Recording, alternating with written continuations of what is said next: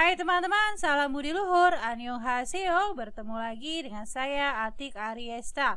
Video ini adalah untuk mata kuliah Teknik Pemodelan Sistem Informasi. Kali ini akan dibahas adalah activity diagram yang merupakan salah satu diagram UML. Diharapkan setelah menyaksikan video ini, teman-teman dapat memahami dan menggunakan activity diagram. Oleh karena itu, topik pembahasan dibagi menjadi 3, yaitu 1.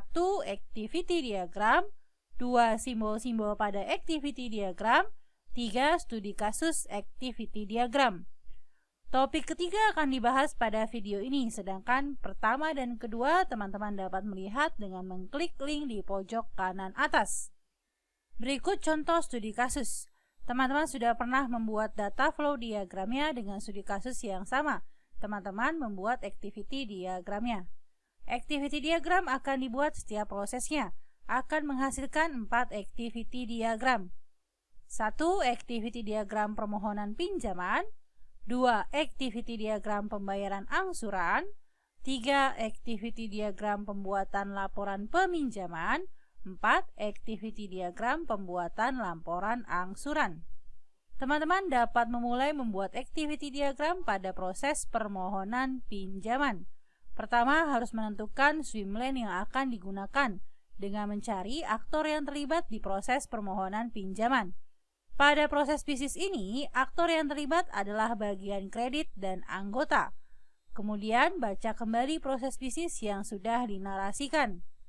Kegiatan pertama adalah setiap kali bagian kredit akan memberikan pinjaman kepada anggota, maka anggota diharuskan mengisi formulir permohonan pinjaman yang berisi nomor FPP, tanggal permohonan, nomor anggota, nama anggota, jumlah permohonan, dan keperluan.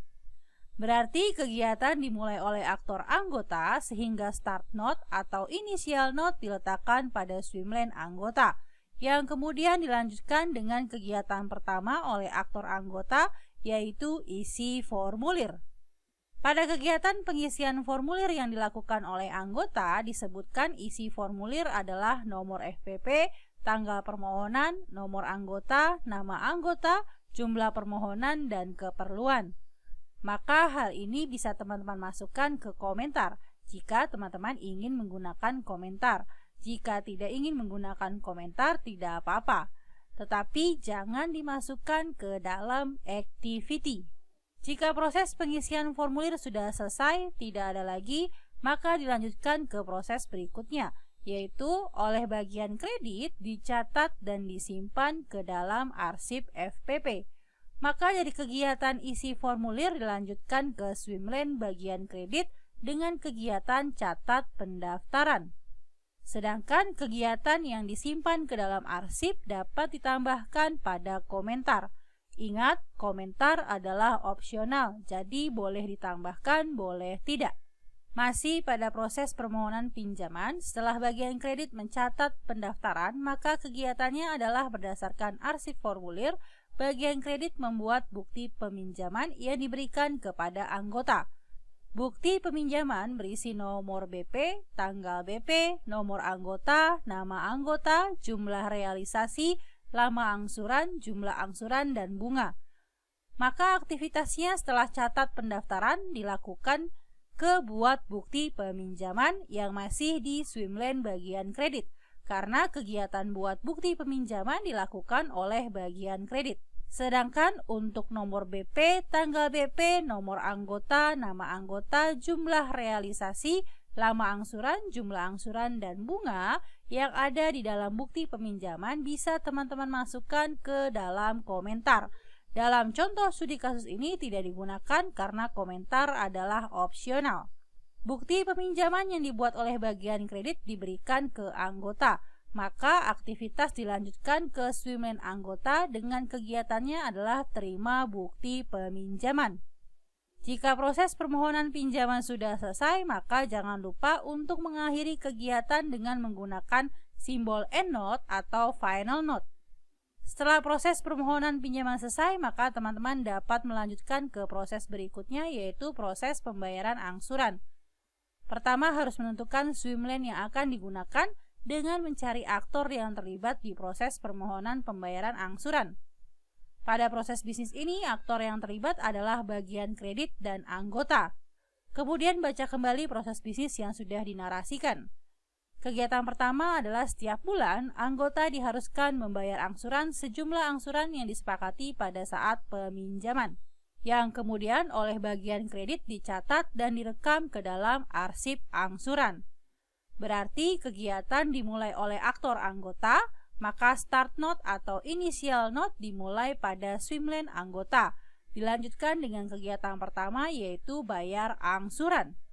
Kegiatan berikutnya adalah bagian kredit mencatat dan merekam angsuran yang dibayarkan ke arsip angsuran. Oleh karena itu, kegiatannya dari swimlane anggota adalah catat data angsuran yang dilakukan oleh bagian kredit sehingga aktivitasnya berlanjut ke swimlane bagian kredit. Untuk arsip angsuran, teman-teman dapat menambahkan dengan menggunakan komentar. Proses berikutnya adalah berdasarkan arsip angsuran, maka bagian kredit membuatkan bukti angsuran yang diberikan kepada anggota. Bukti angsuran berisi nomor BA, tanggal BA, nomor BP, jumlah angsur, dan bunga. Maka kegiatan berikutnya masih pada swimlane bagian kredit adalah buat bukti angsuran. Untuk isi dari bukti angsuran yaitu nomor BA, tanggal BA, nomor BP, jumlah angsur, dan bunga bisa teman-teman tambahkan ke komentar. Pada contoh ini tidak menggunakan komentar. Bukti angsuran akan diberikan kepada anggota. Maka kegiatan berikutnya adalah kegiatan terima bukti angsuran yang dilakukan oleh aktor anggota. Maka dari swimlane bagian kredit dilanjutkan ke swimlane anggota. Jika kegiatan sudah selesai, maka jangan lupa untuk menutup kegiatan dengan simbol end note atau final note. Proses berikutnya adalah proses pembuatan laporan. Berdasarkan proses bisnis bagian kredit membuat laporan peminjaman dan laporan angsuran yang diberikan kepada ketua koperasi. Maka aktor yang terlibat adalah bagian kredit dan ketua koperasi, sehingga menghasilkan dua swimlane yaitu bagian kredit dan ketua koperasi. Karena ada dua laporan, maka teman-teman dapat membuat satu activity diagram untuk satu laporan. Pertama-tama membuat activity diagram untuk laporan peminjaman. Start dimulai dari swimlane bagian kredit yang dilanjutkan dengan kegiatan buat laporan peminjaman. Pada contoh kasus ini ditambahkan komentar laporan peminjaman berdasarkan arsip permohonan peminjaman. Teman-teman boleh tidak menggunakan komentar. Ingat, komentar adalah opsional. Kemudian sesuai dengan prosesnya, laporan yang dibuat oleh bagian kredit diberikan ke ketua koperasi. Maka activity berlanjut dari swimlane bagian kredit ke ketua koperasi, di mana kegiatan pada swimlane ketua koperasi adalah terima laporan peminjaman. Jangan lupa jika sudah selesai maka tambahkan end note atau final note jika kegiatan sudah berakhir. Activity diagram berikutnya adalah activity diagram untuk laporan angsuran. Bentuk activity diagramnya tidak berbeda jauh dengan activity diagram laporan peminjaman. Terdapat dua swimlane yaitu bagian kredit dan ketua koperasi. Kegiatan dimulai pada swimlane bagian kredit yang dilanjutkan dengan kegiatan buat laporan angsuran yang dilakukan oleh bagian kredit. Kemudian laporan angsuran diberikan ke ketua koperasi. Maka arah aktivitas dari swimlane bagian kredit ke ketua koperasi dengan kegiatan yang dilakukan oleh ketua koperasi adalah menerima laporan angsuran. Jangan lupa jika kegiatan sudah selesai maka harus diakhiri dengan end note atau final note. Setelah teman-teman berhasil membuat activity diagram atau setelah teman-teman mengetahui pembuatan activity diagram, maka hal-hal yang perlu teman-teman ingat adalah tentukan aktor yang terlibat sehingga teman-teman bisa mengetahui kegiatan yang dilakukan oleh aktor, terutama kegiatan yang berkaitan dengan dokumen. Ketika membuat activity diagram, jangan lupa selalu diawali dengan initial note dan diakhiri dengan final note. Kemudian ketika membuat aktivitas yang dilakukan oleh aktor, gunakan kata kerja dasar. Jika ada hal-hal yang ingin ditambahkan di luar dari kegiatan yang dilakukan oleh aktor, maka teman-teman dapat menambahkannya pada komentar. Sekian video kali ini tentang studi kasus activity diagram. Semoga teman-teman dapat membuat activity diagram. Salam budi luhur.